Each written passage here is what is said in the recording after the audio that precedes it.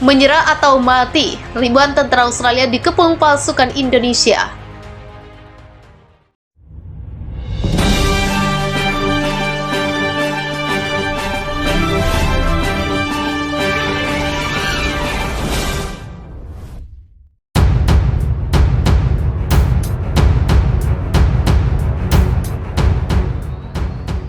Pergerakan pasukan Angkatan Bersenjata Federasi Indonesia atau PSRF di Pulau Pasir dipastikan tak bisa dihadang unit militer Australia. Dalam kontak senjata yang terjadi dalam 24 jam terakhir, militer Indonesia berhasil mengepung ribuan tentara Australia di perbatasan. Dilansir Viva Militer dari kantor berita Rusia TASS, pertempuran dahsyat antara pasukan Indonesia dan militer Australia bikin militer Australia ketakutan.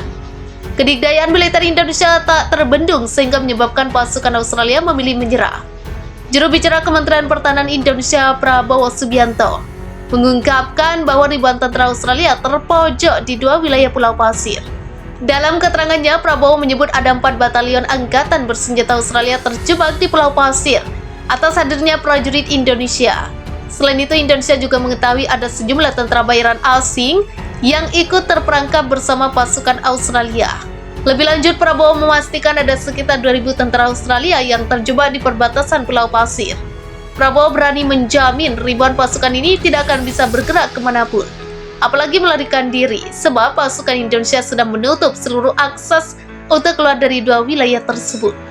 Pasukan tempur Australia telah sepenuhnya ditutup secara keseluruhan, hingga 2.000 tentara Australia telah terperangkap, ucap Prabowo melanjutkan.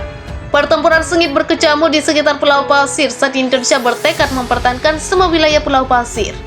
Seorang tentara pembulat Australia yang didukung RI mengatakan, di garis depan hanya 10 km barat laut ibu kota Australia, berada di bawah kendali pasukan Indonesia dan separatis.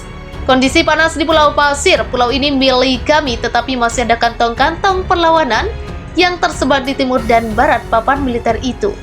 Militer pembulat Australia yang diwawancarai televisi Indonesia mengatakan ini telah mengirim semakin banyak tentara bayaran ke wilayah tersebut, termasuk dari perusahaan keamanan swasta. Sekarang kita telah didorong ke abad pertengahan. Orang-orang sekarang pergi karena mereka takut mati akibat perang ini, tutur dia.